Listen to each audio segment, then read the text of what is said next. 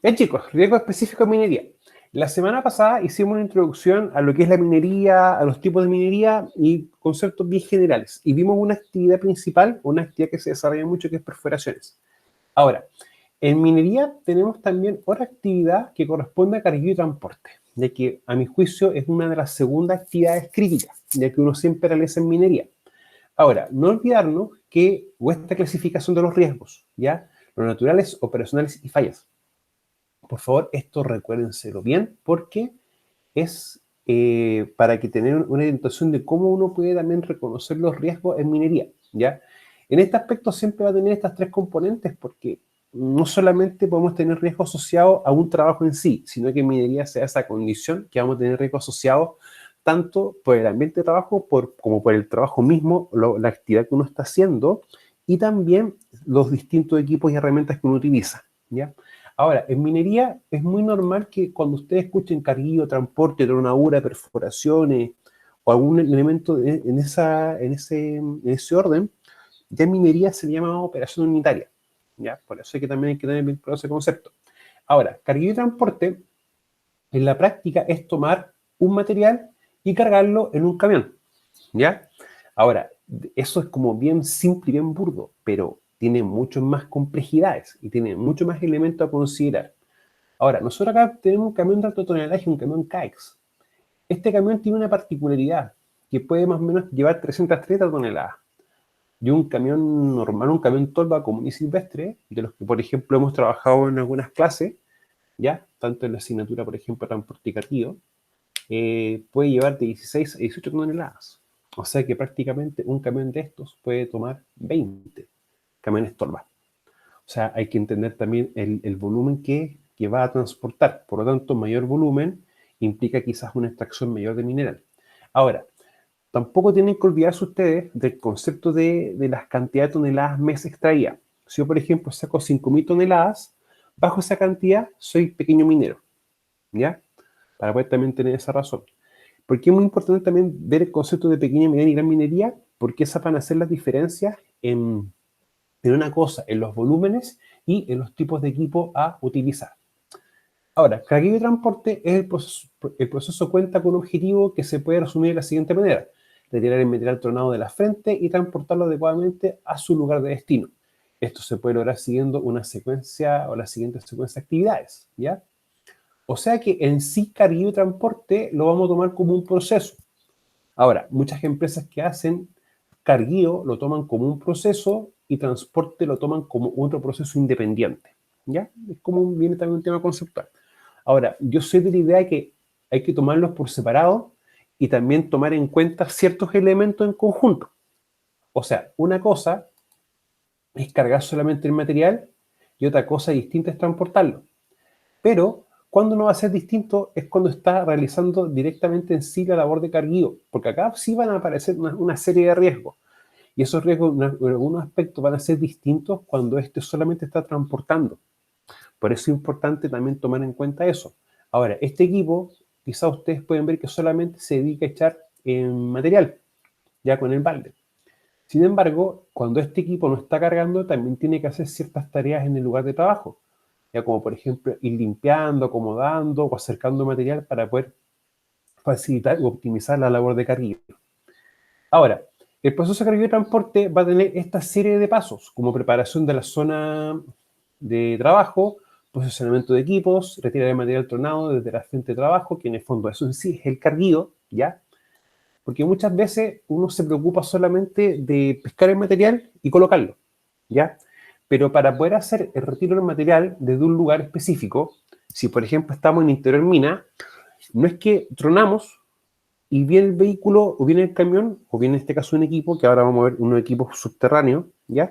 No es que llegue y lo saque de una, sino que también tenemos que darnos cuenta de lo siguiente, que hay todo un protocolo. O sea, antes de que el equipo se meta, primero tenemos que checar gases, checar acuñadura, ¿ya? Revisar que no hayan tiros quedados, y recién vamos a extraer material, ¿ya? ¿Para qué? Para sacarlo de la frente de trabajo, todo el material que nosotros vamos a tronar para poder realizar el proceso de carguillo. Ahora, traspaso el material al equipo de transporte dispuesto a trasladarlo, que puede ser, por ejemplo, en el caso de minería a rajo abierto, este tipo de equipos, ¿ya? Y eso es importante tomar en cuenta, ya que el tamaño y volumen de los equipos va a estar directamente relacionado también al ambiente de trabajo. Luego tenemos el transporte de material a su lugar de destino, que en este caso puede ser una planta, una copia, un botadero, entre otros, ¿ya? Los botaderos, chiquillos, por lo general son lugares físicos donde se dispone material, pero el cual no tiene un contenido mineral, ¿ya? O sea, no cuando uno va a sacar, está haciendo labores de extracción de mineral, no necesariamente todo el material va a tener un contenido mineral o tiene una ley buena. Quizás no tiene ley porque es un estéril, que no tiene, en el fondo no es un elemento del cual tú puedes sacar un beneficio. En ese caso, se colocan en esos puntos en esas zonas. Luego, descarga de material y retorno del equipo de transporte al punto de carguillo. O sea, esto también hay que entender algo que va a ser cíclico. O sea, vamos a tener que tener una cantidad de camiones tal que también va a depender del proceso a dónde va, pero también va a depender de cuánto material tengamos acumulado. ¿Ya? En minería, siempre cuando hablan del proceso de transporte y carguío, empiezan a hablar de varios conceptos. Uno, por ejemplo, es el volumen de transporte o lo que se tiene que transportar, cuántos camiones, por ejemplo, en la tolva, cuánto es la capacidad máxima de la tolva, teniendo en consideración un factor de seguridad, cuántos camiones tenemos, cuántas vueltas hay que dar, cuánto tiempo dura cada vuelta. ¿Ya? Desde esa perspectiva, nosotros apoyamos netamente la parte de seguridad, pero quien tiene que definir bien todo el proceso completo de transporte y carguío ya no pasa por nosotros, pasa por los especialistas en este caso, que es la gente de minería.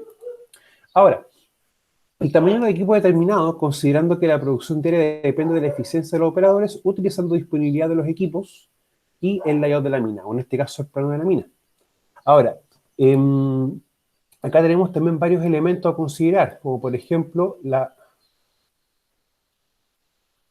en este caso, lo que es la reserva del mercado, lo que está pidiendo el mercado, la producción de área, el tamaño y la selección de equipo, el diseño de mina, una evaluación económica, ya el diseño de la mina depende también de lo que es geología, topografía y lo que es geomecánica, que en el fondo como el comportamiento de la roca. Ya, si hay que hacer alguna labor extra, como algo de fortificación o un elemento que tenga asociado a aquello. Y también condiciones de trabajo y algunas variables o cómo se van manejando o el desarrollo de algunas variables, ¿ya? Y eso también va en función del equipo de selección, o la selección, mejor dicho, del tamaño del equipo. Eso también hay que empezar a considerarlo. Ahora, ¿los equipos se pueden clasificar? Sí, se pueden clasificar. Los equipos se clasifican según la función que pueden satisfacer y el tipo de explotación que se realice en la faena minera. Y en este caso puede ser de tipo subterránea y también puede ser a rajo, en este caso a rajo abierto o minería de superficie. Y acá podemos tener equipos de carguío, equipos de transporte y equipos mixtos, ¿ya? O sea, podemos tener equipos que puedan realizar las dos funciones, ¿ya? Estos equipos mixtos, donde uno los va a poder ver de forma más concreta en lo que es minería subterránea, ¿ya? Y ahí vamos a tener que también tener varias condicionantes.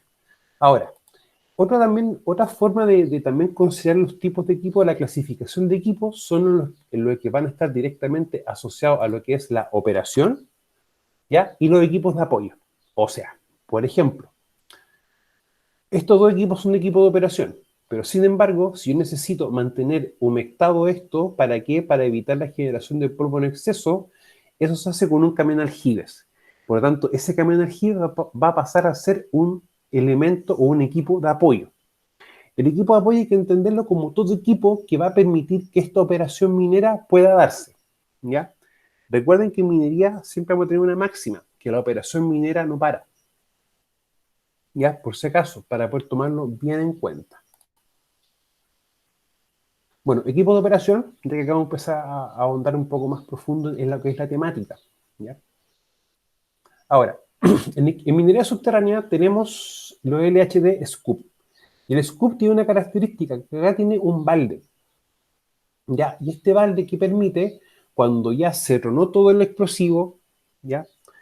Y uno va a sacar la marina en muchos lugares se le dice a la roca ya fragmentada que queda producto de una ejecución de tiros de explosivos o de ejecución de explosivos, ¿ya? Y ese material el que se saca.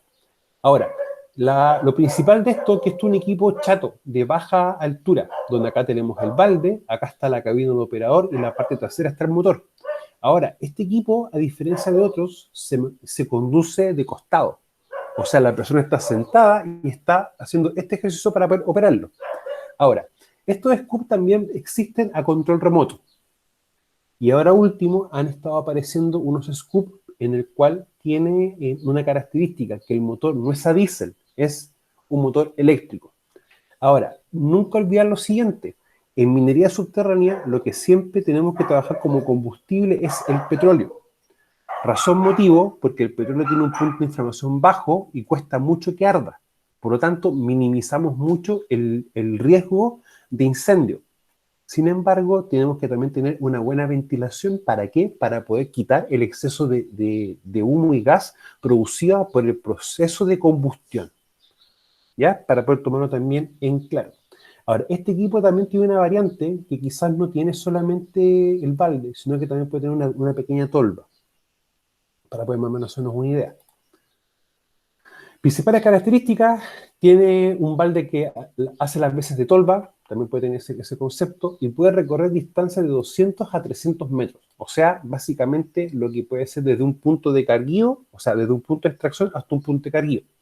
Ahora, no es que muchas veces va a estar el equipo, llega un camión y carga el material directamente al camión, sino que dentro de lo que corresponde a una faena minera, va a haber un concepto, que esto se los voy a buscar para poder mostrárselos.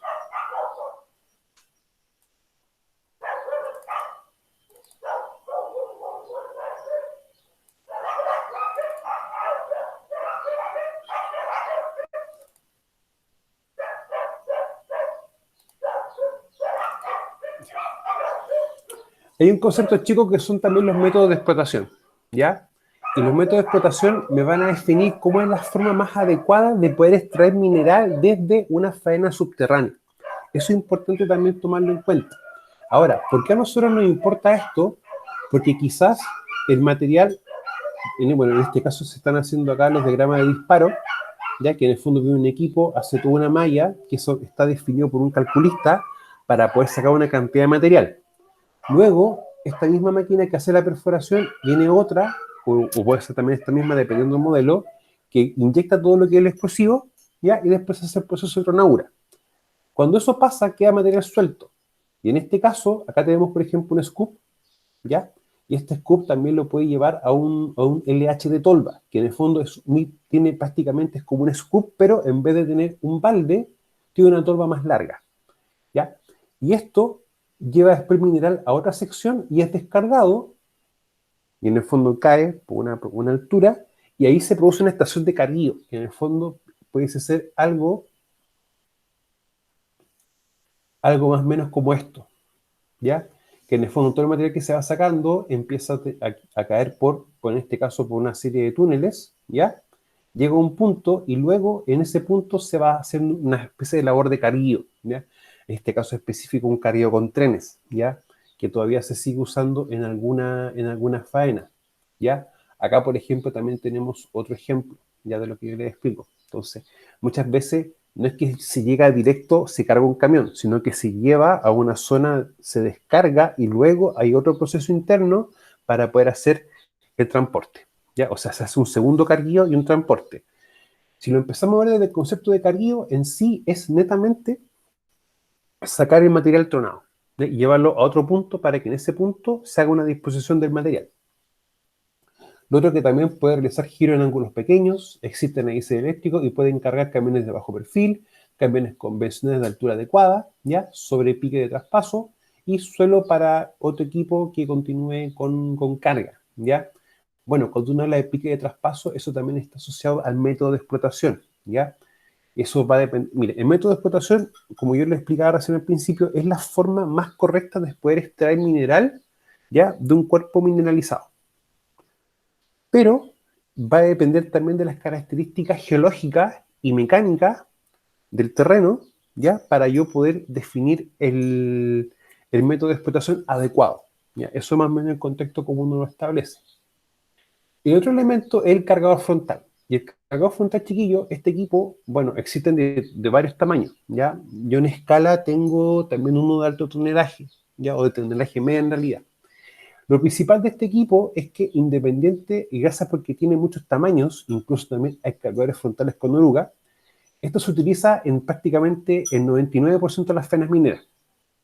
Ahora, por ejemplo, si tengo una faena en que tengo un scoop y luego todo el material lo dejo en un lugar, lo más probable que suceda es que el cargador frontal llegue y coloque todo el material en una tolva, ¿ya? Son equipos que sirven para cargar el material fragmentado, está diseñado para movimiento de material desde el punto de extracción hasta el punto de carguido, pudiendo este viajar en distancias relativamente cortas, ¿ya? Ahora, ese es un tema muchas veces con lo que es maquinaria pesada, que en la práctica están diseñados para cargar, no están diseñados para transitar distancias muy largas. Y eso genera a veces inconveniente porque no todos entienden ese concepto. ¿Y por qué también es importante tomarlo? Porque el aceite de bloque de motor también va a compartirse con distintas secciones del vehículo. Por lo tanto, los aceites también van a tender a tener temperaturas más altas de lo habitual. Si, por ejemplo, lo comparamos con un vehículo convencional o una camioneta muchas veces. Bueno, principales características son equipos que operan sobre neumático y son diésel, tienen autonomía y buen rendimiento, sirven no solo para cargueo, sino para tareas de apoyo, en este caso servicios. Bueno, ¿cómo por ejemplo esto puede ser un servicio de apoyo? Es si en esta zona, por ejemplo, existe mucha roca dispersa en el suelo, este equipo que hace viene y lo limpia, ¿ya? Es muy normal que en muchas faenas tengan también unos mini cargadores, ya que los mini cargadores cumplen un efecto, o sea, en el fondo son, al ser más pequeños, tienen mayores rangos de movilidad, para poder también tomarlo de esa perspectiva. Tienen cabina de operador en el centro, ¿ya? Son de menor costo de adquisición que el LHD, pero tienen menor rendimiento y requerimiento de mayores secciones en las labores, ¿ya? O sea, en español, un equipo de esto puede valer incluso la décima parte o la quinta parte, dependiendo del modelo de esto. Estos equipos por lo general pueden costar de 150 millones de pesos a 300 millones de pesos. En cambio, un cargador frontal no cuesta más de 50 millones. O sea, hay diferencias también de precio, ¿ya? O sea, pueden costar desde los 30 hacia arriba nuevos y de segunda mano pueden ser mucho más baratos, ¿ya? Ahora, hay un tema también con estos tipos de equipos. Estos equipos, cuando tú les tienes que hacer las mantenciones, no necesariamente la mantención se hace por kilometraje, sino que se hace por horómetro, ¿ya? Y recuerden que todo vehículo tiene que tener una bitácora, que en la práctica es donde registran todas las novedades que han pasado con el equipo, mantención, algún problema mecánico, entre otros elementos. Ahora, esto es lo importante entender también de un cargador frontal, los ángulos, porque esta sección de acá es una sección articulada, por lo tanto permite que tenga mayor movilidad o quizás ángulos mayores para poder girar en comparación con otro tipo de equipos, ¿ya? Y también lo otro importante es las alturas que va a tener el equipo con el balde levantado que con el balde abajo.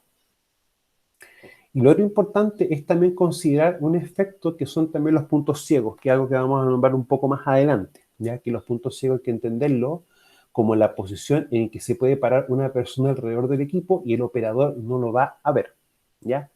Lo importante también de entender el tema de los ángulos, las alturas, es que también nos va a regular, por ejemplo, si puede entrar o no en un lugar físico, ¿ya? O un ambiente de trabajo reducido, por ejemplo. Y lo otro también importante es que entenderte que va a tener ciertos ángulos y ciertos límites también de tolerancia. O sea, quizá esto va a ser muy fácil que pueda transportar carga de un punto a otro con una pendiente cero o con una pendiente ligeramente inclinada. Pero no le puedo poner, por ejemplo, una pendiente en 45 70 grados. ¿Ya? Eso, en ese aspecto el vehículo no va a funcionar un rato y después se van a producir alteraciones en su funcionamiento, para poder también tomarlo en cuenta. Bueno, la paga eléctrico de cable, equipo de gran envergadura, alcance elevadas producciones, costos unitarios bajos y alta disponibilidad mecánica, ¿ya? O sea, y esto ya uno lo ve en lo que es ya minería a rajo abierto. En la práctica es por su tamaño, ¿ya? O sea, créanme que la pala mecánica, yo mido un 80 más o menos, y pueden caer como 10 o 12 yo de lado. O sea, tiene un volumen bastante grande. Ahora, lo importante de esto es que permite la remoción y cargueo de grandes volúmenes de material. Bueno, principales características se usan principalmente en la mediana y gran minería a cielo abierto. Cada modelo se puede combinar con varios tipos de camiones. Son equipos caros y críticos de la producción, requieren de mantenimiento preventivo para evitar interrupciones en la producción. Tienen poca movilidad para trabajar en varias frentes al mismo tiempo. Y para la misma producción, la energía eléctrica que consumen estos equipos resulta más económica que el consumo de combustible, ¿ya? Muchas veces un factor importante es el tema del combustible. Razón motivo, si tenemos una faena minera lejos de un centro urbano, es más difícil que puedan tener un acceso más pronto a combustible o a ciertos elementos críticos. Ahora, acá hay un tema bien importante. Requieren de mantenimiento preventivo, ¿ya? Muchas empresas, cuando trabajan con maquinaria pesada, tienen un mantenimiento por pauta, que en el fondo es por horómetro. Pero muchas empresas, por ejemplo, hacen análisis de lo que es el petróleo, hacen análisis, por ejemplo, también de lo que es el aceite, o sacan una muestra, o cuando hacen los cambios, ven, revisan los filtros. Y con eso empiezan a detectar si es que hay que hacer alguna mantención antes al equipo, porque quizás está empezando a producir algún desgaste excesivo en alguno de sus componentes. ¿Ya? O sea, una cosa es lo que dice el fabricante, que el fabricante siempre te va a dar ciertas pautas, pero bajo ciertas condiciones de trabajo y quizás con una condición de trabajo bastante continua y en condiciones bien no tan favorables para nosotros como calor excesivo, poco viento y mucha tierra, mucho polvo, hace que muchas veces los elementos mecánicos se tengan a desgastar más rápido. Ya, por ejemplo, el tema de los filtros de aire es un tema bien crítico con respecto a lo que el uso de equipos. ¿Ya? Y acá también tenemos dos ejemplos más de palas. ¿Ya? Si ustedes se dan cuenta, acá el balde, el tamaño y la dimensión que es, o sea, no es algo menor. Bueno, palo hidráulica, ya que en este caso es como muy similar a, a la estructura que puede tener, por ejemplo, una excavadora, ya si ustedes se dan cuenta. Pero con la diferencia es el tamaño que este tiene. Y en la práctica, esto prácticamente me permite netamente poder hacer labores de carguillo, ¿ya? Más que un labor, por ejemplo, de generar excavaciones o zanjas. Bueno, equipos que se utilizan tanto para faenas en explotaciones mineras como en obras civiles, ¿ya? Existen dos tipos de palas hidráulicas, las frontales y las retros. La diferencia está requerida en el sentido del movimiento de los baldes y la geometría de los equipos. O sea, si ustedes se dan cuenta, fíjense cómo está el balde. El balde está hacia abajo y el otro balde está hacia arriba. Por lo tanto, son equipos en el fondo que están ya más diseñados para poder hacer labores de carguillo.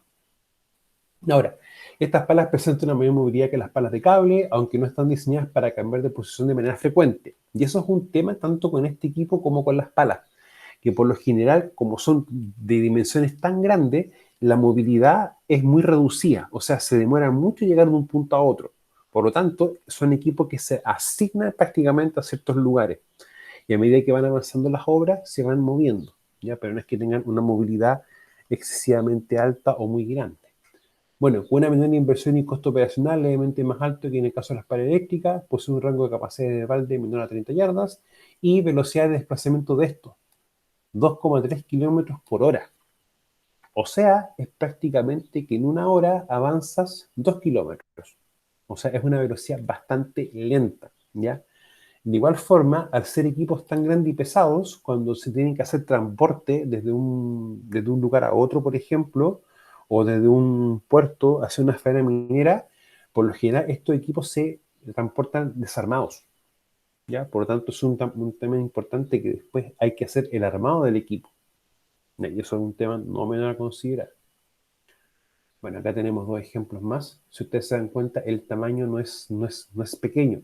Ahora, si uno saca la proporción, por ejemplo, acá tenemos una cabina en la cual va una persona sentada. Entonces, prácticamente la cabina es de la altura de la persona, un poquito más alto. Entonces, prácticamente es el equivalente a una altura de más de 3 personas. Aproximadamente para mí 1,75 m, 1,80 m. Entonces, es un tema no menor. Retroexcavadoras se utilizan principalmente en canteras y en algunos casos en pequeña y media minería no metálica, ¿ya? Permiten el manejo de producciones pequeñas y se utilizan igualmente como equipos de apoyo. O sea, son equipos que se utilizan en operación, ¿ya?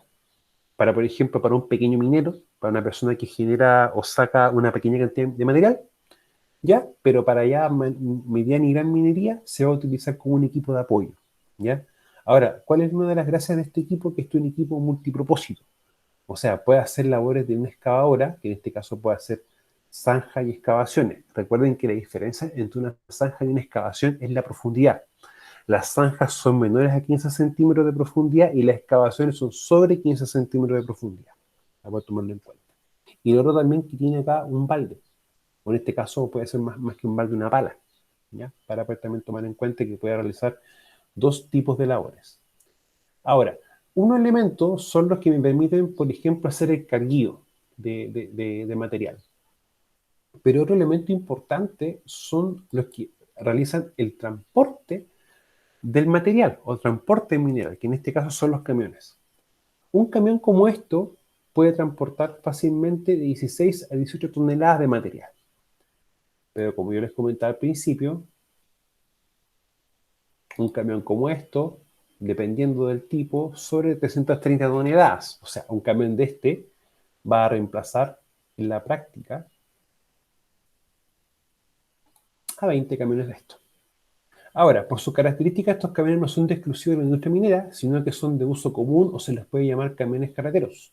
Debido a ello, no se le puede exigir las ventajas de un camión bajo perfil para minería subterránea. Más abajito vamos a ver un camión bajo perfil, ¿ya? Y también hay diferencias con un camión convencional como esto. Una de las diferencias tipo, por ejemplo, es el rodado, que en este caso tenemos dos ruedas, ¿ya? Por cada sección de eje, ¿ya? En este caso rodado doble, y acá en la parte delantera rodado simple. Los otros equipos que nos vamos a ver más adelante tienen una característica, que es un rodado simple, por todos los ejes, ¿ya? Pero hacer un rodado simple tiene que también tener un neumático de mayor tamaño, mayor envergadura. Bueno, principales características, su bajo costo de inversión, ¿ya? Que en este caso es 60.000 a $110.000, que en este caso es algo así como desde 50 hasta 120, 130 millones de pesos, más o menos. O sea, hay diferencia económica, ¿ya? Fácil mantención, no requiere mano de obra especializada, fácil acceso a repuestos, fácil operación, entre otras, y dentro de sus desventajas se puede mencionar su baja capacidad de carga, son equipos rígidos, lo cual es un problema para diseños de caminos debido a su mayor radio de curvatura. O sea, al no ser articulados, ¿ya? Y al ser equipos más largos, tienen radios de giro muy cortos. Por lo tanto, eso también va a afectar el diseño de una mina. Ahora, si la mina es muy angosta o tiene muy poco espacio físico para hacer un giro, ¿qué va a pasar? Que va a tener que todo el material que se genere dentro de la mina ser sacado al exterior y al exterior de la mina poder hacer el transporte, ¿ya? Ahora, cuando uno empieza a ver de perfil, acá nosotros empezamos a detectar varias cosas. Una altura, una cosa es el largo del vehículo y otra situación completamente distinta es el alto del vehículo, pero también el alto del vehículo con la tolva levantada, ¿ya? Y eso es un tema. Hay muchos equipos que también vienen con un seguro en el cual si la tolva sigue levantada, el equipo no parte, el equipo se bloquea, ¿ya? Es como yo les comentaba el día de ayer el tema del seguro hombre muerto. Es muy similar. Y de hecho también algunos equipos vienen con un seguro hombre muerto. Cuando el equipo está detenido en posición horizontal, como lo que tenemos acá, y no realizando movimiento, el operador abre la puerta y el vehículo procede a detenerse. Ahora, desde el punto de vista de la prevención de riesgo, a mí que me preocupa es esta situación. Rodrigo, dígame. Sí, profesor, una consulta. Ahí yo he visto esos camiones como el que están en el ejemplo que cuando los dejan en reposo los dejan así, con la tolva arriba. ¿Cuál es el objetivo de eso? Mira, puede ser una opción cuando quieran revisar, por ejemplo, el sistema hidráulico, que es lo que tenemos acá, o tienen que hacer alguna labor de engrase de un sistema hidráulico, que es como lo que tenemos acá, ¿ya? O Ya, lo otro que quieran revisar o hacer algún trabajo de reparación en el portalón. ya, Recuerda que ya. esta estructura es de acero completa, o sea, esto se funde en una sola estructura y esto igual, pero esto se adhiere acá. Ahora, cuando la tolva baja, esto se golpea. Y ese golpeteo empieza a que las orejitas, que es la unión del portalón con la tolva, se empiezan a romper. Ya, Ahora, si tú me preguntas, eso que un vehículo que es estacionado así, no es lo correcto. ya, ok. ¿Ya? Razón, motivo. ¿Qué pasa, por ejemplo, si el vehículo se desengancha y justo tenemos un postaje que tenga la altura de la tolva, o sea, un poco más alto? La tolva, lo más probable que esta sección de acá va a pasar a llevar el postaje. Claro. Entonces ahí tenemos también temas. Otro motivo también que a veces deja las tolvas levantadas es cuando quieren hacer el lavado o limpieza de esto. ¿Ya? Mira, hay protocolos de seguridad o más que de seguridad asociados a lo que es el cuidado del medio ambiente que, por ejemplo, hacen lavados de ruedas. ¿Ya? Y recuerden también que por la ley del tránsito, 18.290, y si tenemos camiones con transporte de carga, la carga, como en este caso, debe ir encarpada. Claro. ¿Ya? Y lo otro, ¿es correcto que la carga esté sobrepasando la altura de la tolva? No. No. ¿Ya? Y acá viene muchas veces la pelea que uno tiene a veces con lo que es la parte de operaciones, porque para operaciones en muchos aspectos, entre más carga tenga el camión, mejor, porque así en el fondo hacemos menos viajes. Pero también hay que considerar algo, el fabricante te va a definir, por ejemplo, cuánto es la carga máxima que este puede transportar.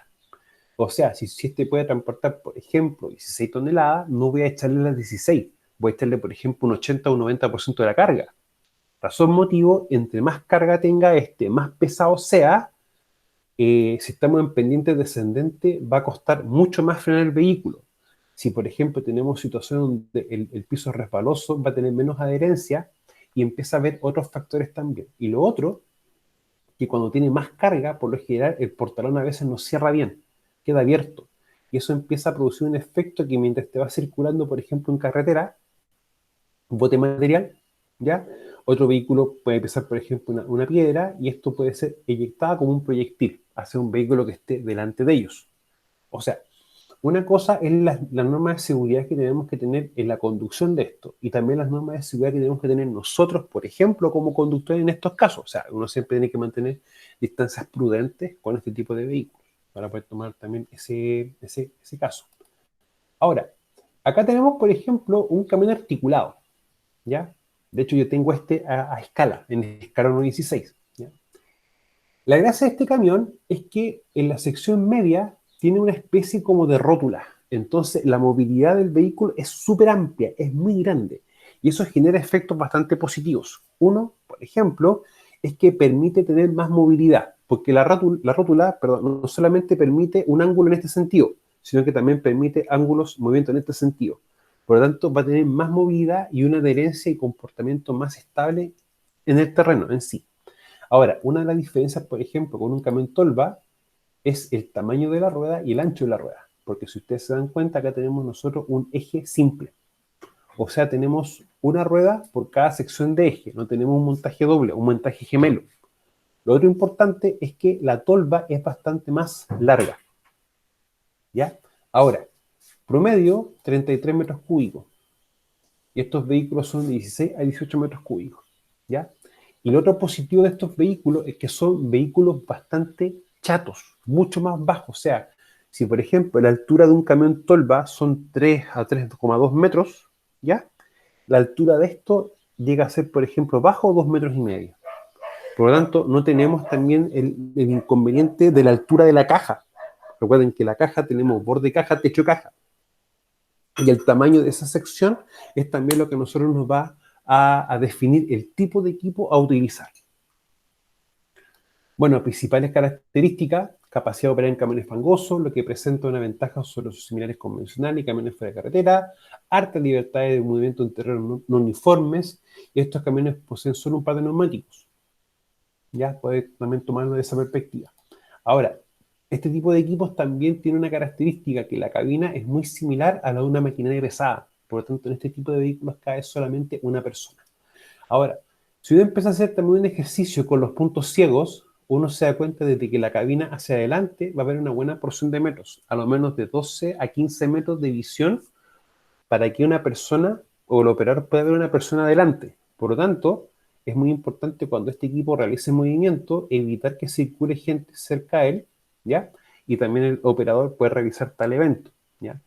Recuerden, chiquillos, que en las épocas de verano, uno como conductor, no solamente en este contexto de maquinaria pesada, uno también tiene que darse cuenta de un efecto, que muchas veces uno va a encontrar animales bajo el piso, o sea, entre lo que es el suelo y el vehículo, porque en ese caso es mucho más frío, mucho más sombra en realidad, está más fresco para los animales.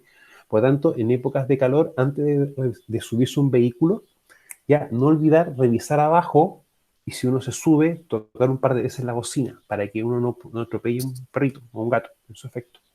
Y los otros chicos que en estas épocas de temperaturas altas, evitar dejar algún elemento inflamable, ya sea algún desodorante en spray, algún desinfectante en spray dentro de los vehículos, ya que las cabinas cuando están cerradas, por lo general pueden llegar a tener temperaturas sobre los 70-80 grados. Y esas son temperaturas en las cuales puede ocurrir o se puede favorecer un riesgo de explosión. Bueno, cuando uno empieza ya a ver las características, ¿ya? Esto es lo que hace la diferencia, que en esta sección donde tenemos la rótula, este es el ángulo de movimiento que puede llegar a tener esta sección de acá y también la parte delantera. O sea, puede tener un movimiento así. Por lo tanto, su forma, su construcción permite una mayor movilidad. Hay que también tomarlo para poder tomarlo en cuenta. Bueno, acá también tenemos un camión de bajo perfil, ¿ya? Que en este caso, un camión de bajo perfil es muy similar a este equipo, o un Scoop, o un LHD, ¿ya? En este caso, LHD Scoop, ¿ya? Y el camión de bajo perfil, uno lo conoce como LHD o LHD camión de bajo perfil. Ahora, camión de bajo perfil está diseñado para operar en labores subterráneas, de ahí que su diseño se privilegia su poca altura en comparación a camiones de la misma capacidad de carga, y estos equipos pueden ser eléctricos o motor diésel. Su elección dependerá de las condiciones requeridas, ¿ya? Hay algunas faenas subterráneas en que este equipo y los Scoop ambos funcionan de manera automatizada. O sea, hay salas de control fuera de la mina que permiten tener un control de estos vehículos, ¿ya? Por si acaso, para poder también tomarlo en cuenta. Ahora, otro elemento importante también es la distancia o la longitud total, ¿ya? Y la altura que puede tener este vehículo en relación con la tolva abierta. Ya recordemos que estos equipos por lo general están siempre en interior mina, muy pocas veces salen a la superficie, y cuando hacen ese ejercicio es netamente para sus mantenciones, ya, para poder también tomarlo en cuenta.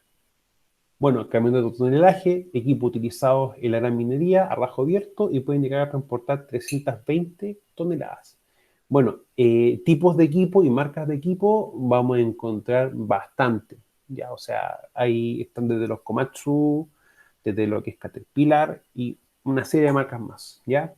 Ahora, entre estos mismos tipos de vehículos también van a haber diferencias en tamaño, ¿ya? Y eso es un tema importante. Lo otro es cierto tipo de accidente o cierto tipo de condiciones que nosotros debemos evitar generar para poder evitar, en el fondo, o controlar ciertos factores de riesgo, ¿ya? Para evitar que este se transforme en un accidente.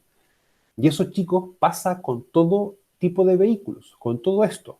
O sea, si por ejemplo tuviese otra retroexcavadora haciendo el mismo ejercicio, ellas tienen que estar distanciadas o separadas de los rayos de giro. O sea, que no se toquen los baldes en el fondo. O que esto, cuando el brazo se extienda, no golpee una cabina. Y eso es un tema también a considerar. Bueno, lo que son equipos de apoyo, debido a las condiciones operacionales que se pueden encontrar en una mina tanto a rajo abierto como subterránea, es necesario utilizar equipos de apoyo para las distintas operaciones, como en este caso, por ejemplo, tenemos un bulldozer, ¿ya? Un mini cargador, una motoniveladora, un camión de aljibes, un rollo compactador, ¿ya? Estos equipos, chicos, no necesariamente se utilizan solamente en minería, sino que también se van a utilizar en distintos rubros, como por ejemplo construcción de caminos, ¿ya? Recuerden que también se considera faena minera o parte de faena minera todas las obras civiles que se realicen en una misma faena para su operación, o dentro también de su etapa de construcción. Y bajo ese punto de vista, estos equipos permiten también que se puedan mantener los accesos habilitados. ¿Para qué? Para que la distinta gente que tiene que trabajar en una faena pueda llegar a ella, para poder también tomarlo en cuenta. Bueno, factores de riesgo o elementos importantes a considerar con esto, condiciones de tránsito de operación, resbalamiento, ronzones y caídas de bancos interiores, o en este caso si tenemos por ejemplo un banqueo, cuando un vehículo cae de un banco a otro, ¿ya? O también cierta condición del terreno, eso también es un tema importante. Bueno, lo que son colisiones, choques, rampa y banco no mantenido, distancia de seguridad, condición de los caminos, labores que se realizan y el mismo uso de equipos. Recuerden que utilizar un equipo para lo que no está o para lo que no fue diseñado se puede considerar como un riesgo de tipo adquirido, ¿ya? Y cuando uno trabaja con maquinaria pesada, este es uno de los riesgos que más se puede manifestar. para poder tomarlo también en cuenta. Bueno, descontrol de las velocidades, maniobra inadecuada en playa de estacionamiento, ¿ya? Que con todo equipo que no se utilice tiene que estacionarse, ¿ya? Ahora, hay ciertos protocolos o estándares de seguridad que piden o exigen que todo vehículo que no está siendo utilizado tenga que estar con una cuña, ¿ya? Para en el fondo poder trabajar, evitar que el equipo se desplace. Bueno, métodos de regadío aplicado, porque quizás como en este caso, si están sobreregando o aumentando de más, lo más probable es que pueda producirse una especie de jabón en el suelo, ¿ya? Y este sea mucho más jabonoso y el vehículo tenga menos adherencia. Por lo tanto, también es importante tomar eso en consideración. Otro elemento importante es el aculatamiento de los botaderos, ya que en este caso cuando el vehículo se aculate, tener un tope en las ruedas traseras para evitar que éste pueda caerse, ¿ya? Lo mismo lo que es la mantención de equipos, uso inapropiado de equipos y otros casos, ¿ya? El tema de la mantención, chicos, de equipo, tanto preventiva como predictiva, ¿ya? O la mantención por pauta es algo que se tiene que hacer como ejercicio recurrente. Ahora, acá hay un factor de riesgo quizás que no hemos mencionado, que es la no revisión de equipos. Ya recuerden ustedes, chiquillos, que el empleador debe verificar el perfecto estado de funcionamiento de todo equipo. Y en ese aspecto, nosotros siempre, por el artículo 22 de decreto sumo 40, debemos aplicarle un checklist. ¿Para qué? Para revisar el estado mecánico del equipo, ¿ya? Y también dentro del checklist viene qué elemento a considerar. Si se han realizado las distintas mantenciones del equipo, para poder tomarlo también desde esa perspectiva. O sea, todo equipo que no ha sido mantenido correctamente está siendo un factor de riesgo extra, aparte de la actividad que está realizando. Otro elemento importante son los puntos ciegos, ¿ya? Los puntos, también conocidos como ángulos muertos, los puntos ciegos son áreas alrededor del vehículo que no pueden ser observadas de forma directa por el conductor y operador y limitan o impiden el campo visual. O sea, si uno empieza a ver esto, estas son las figuras que uno tiene. Bueno, en realidad cuando esto está detenido, ya también la visión, vamos a tener también un punto ciego que va desde esta sección de acá y la parte delantera. O sea, cada equipo va a tener también distintos puntos ciegos. Y eso es lo importante tener, que la geometría del equipo va a generar esto. Ahora, ¿qué podemos hacer nosotros como medida de control para evitar un accidente derivado de esto? Es prohibir el tránsito en los puntos ciegos. O sea, todo el personal que esté de pie y los operadores tienen que ser capacitados en aquello, ¿ya? Y también colocarlo como una actividad dentro del mismo procedimiento de trabajo. Otro elemento importante también, por ejemplo, un camión de alto tonelaje, ¿ya? Que viene a ser desde qué punto tiene una persona o el operador tiene visión. O sea, de la parte trasera 40 metros y parte delantera prácticamente 10 metros, ¿ya? Y la distancia en que ve un operador del terreno, ¿ya? Y eso es importante tomarlo en cuenta, porque en el fondo esto van a ser todas las zonas de seguridad en las cuales un vehículo menor no puede circular cerca de esto para que el vehículo pueda tener una visión adecuada de aquello. Ahora, por ejemplo, zona de visibilidad nula, perdón. En este caso, si tenemos un camión de alto tonelaje, ¿ya? Y uno dice, pero perfecto, si esto está, no debiese por qué ocurrir accidentes. Y más abajo vamos a ver que se ocurren accidentes por esto. Ahora, acá en este equipo, nosotros tenemos algo que es una pértiga. Y la pértiga cumple una labor importante, que es cuando la visión, el equipo quizás no puede ver un vehículo, pero sí puede ver un elemento más alto del vehículo, ya que en el fondo él ya va a saber que hay algún elemento acá. El otro elemento importante con lo que es maquinaria no es solamente también los puntos ciegos, ¿ya? Sino también los puntos de apoyo, cuando un trabajador tiene que tanto que subir como bajar de un equipo, ¿ya? Y eso hay que tomarlo bien en cuenta, porque hay una cantidad muy importante de accidentes generados por no utilizar los puntos de apoyo de manera correcta. Ahora, en la sujeción en 3 puntos de apoyo, esto quiere decir que tienen 2 manos y un pie, o una mano y 2 pies en contacto permanente con la escalera. Es la forma más segura y prudente de subir y bajar una escalera, y siempre estarás seguro de tener por lo menos una mano en la escalera. Otro elemento importante son las condiciones de los equipos. De efectuarse un control permanente de las partes críticas o sistemas que lo comprometen, la eficiencia de las operaciones, el tránsito de los camiones y inspección referida a los siguientes aspectos: sistema de freno y dirección, suspensión, extinción de incendios, sistema de calefacción y aire acondicionado, entre otros elementos. Y esto no es muy distinto de lo que nosotros siempre debemos mantener también desde el punto de vista de lo que establece la ley del tránsito, ya para la conducción de vehículos en este caso. Rodrigo, dígame. Sí, profesor, una consulta. Bueno, nosotros como futuros expertos vamos a ver los temas de seguridad, pero lógicamente no vamos a ser expertos en el tema de mecánica y todas esas cosas. Entonces, eso le iba a preguntar más antes en cuanto a las condiciones y el estado de los vehículos, de los transportes y todo. ¿Dónde está la línea que diferencia lo que uno puede ver y lo que tiene que ver ya los especialistas, en este caso los mecánicos, los eléctricos? ¿Se trabaja en conjunto? ¿Cómo para ver eso? Ya. Por ejemplo, hay ciertos elementos que uno puede ver de manera visual. O sea, cuando tú haces una inspección de un equipo, hay que tener algo bien concreto. O sea, por ejemplo, mira, vamos a pescar cualquiera de estos. Cuando tú haces una inspección visual, tú ves la parte externa del equipo. Que en el Claro. fondo nosotros vemos, por ejemplo, el estado de los neumáticos, el estado de los parabrisas, los espejos, ¿ya? Si tienen alguna alarma sonora o visual, como una baliza, por ejemplo, que eso me lo pide 594 para todo equipo pesado, esté funcionando, ¿ya? Eso es lo que nosotros podemos ver. Y lo otro que nosotros podemos ver, por ejemplo, es si el vehículo tiene los registros de las pautas de mantención y reparación que tenga. Ya. O sea, por ejemplo, también si el trabajador hizo el checklist del día y lo revisó. Si, por ejemplo, los checklists de la semana tienen algún comentario relacionado con alguna falla mecánica o algún problema mecánico del equipo y este ha tenido o no una reparación. Entonces, lo que nosotros hacemos como expertos en el fondo es verificar si existen o no ciertas condiciones, que es lo que nosotros podemos ver, que son las que dije al principio, pero también están desarrolladas ciertas actividades en relación con el equipo. Por lo Ya. tanto, si yo detecto que un equipo no está con la mantención hecha, yo no puedo dejar o sea, ¿puedo prohibir su uso? Sí. Sí, lo puedo hacer. Y en ese aspecto no se tranza. En español, nosotros tenemos que siempre verificar los planes de mantención y que todos los comentarios que estén en los checklists sean reparados. Ahora, ¿cómo yo verifico, por ejemplo, si se hizo la mantención? Por lo general, un taller de mantención tiene un jefe de mantenimiento y el jefe de mantenimiento tiene que darle la orden a un mecánico. Y esto se hace bajo un concepto que es la OIT, la orden de trabajo, o la OIT mejor dicho, orden de trabajo. Y en eso especifica todo lo que tiene que hacerse.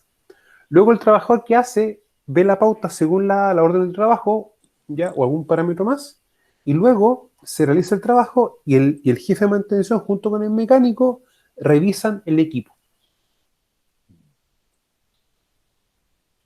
En el fondo nosotros tenemos como líneas bien específicas ya de poder accionar.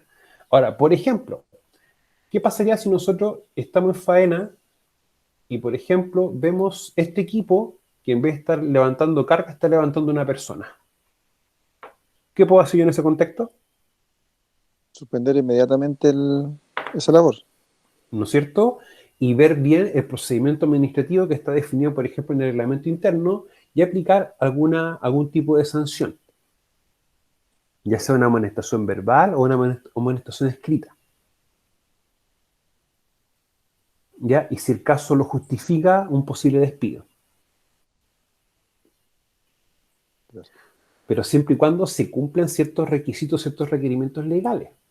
¿Ya? Eso hay que también tenerlo bien claro. Pero eso es lo importante. O sea, verificar, por ejemplo, ir a terreno, que estén los equipos revisados, estén las documentaciones. Otro evento bien importante a considerar es que si estamos trabajando en área minera, nosotros estamos obligados a mantener siempre los procedimientos de operación en terreno. Por lo tanto, ¿qué es lo que debo hacer yo? Si uno va a terreno, es verificar que estén los procedimientos de trabajo, también de los distintos equipos. Otro ejemplo, verificar bien las mantenciones, porque si estamos trabajando en un lugar con área, o un área, perdón, con contenido de polvo con sílice, tiene que tener, la cabina tiene que ser hermética, ¿ya? Para evitar el ingreso de polvo de sílice, ¿ya? Y también verificar, por ejemplo, que esté funcionando el aire acondicionado y que los filtros están con las mantenciones debidas. Y eso es lo importante también que uno tiene que tomar en cuenta. Bueno, puntos ciegos, lo que está acá, condiciones de equipo, ¿ya? Y acá, chiquillos, tenemos, por ejemplo para la redundancia, de qué pasa cuando esto que el chofer no se percata de un vehículo, porque un vehículo se colocó en su posición nula, ¿ya?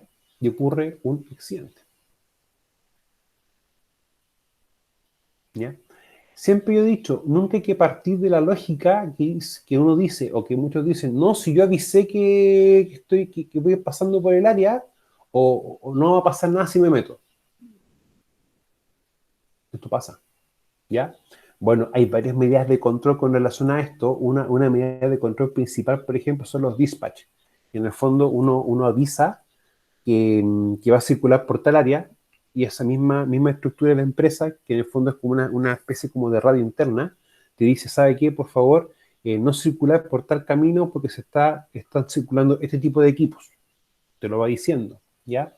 Uno también, por ejemplo, ciertos protocolos, uno tiene que, por ejemplo, tocar un código de bocinas, por ejemplo, que tendría que ser una para encender el motor, ¿ya? 3 para retroceder y 2 para seguir hacia adelante, por ejemplo. ¿Ya? Que ahí va a depender también del código de bocinas que tenga la faena. ¿Ya? Otro ejemplo de acá cuando tenemos un camión de alto tonelaje que no evaluó las condiciones del terreno y sufrió una caída de altura, ya una caída bastante considerable.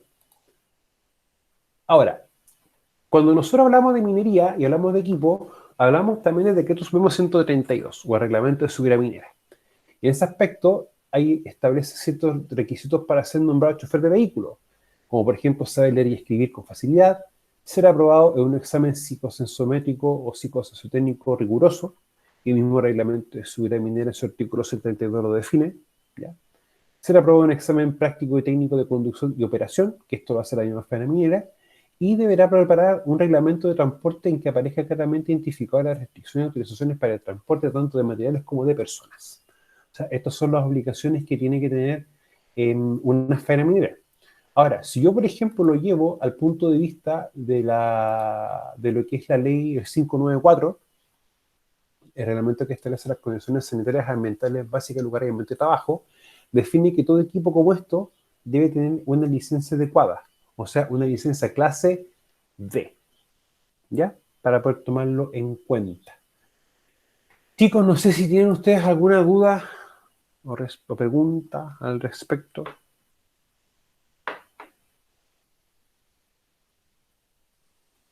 ¿No? No, profe, ¿No? yo hice, al menos mis dudas No, las profe. aclaré. Ya, ya. Chicos, entonces voy a dejar de compartir y voy a dejar de grabar, así que por favor no se me desconecten todavía.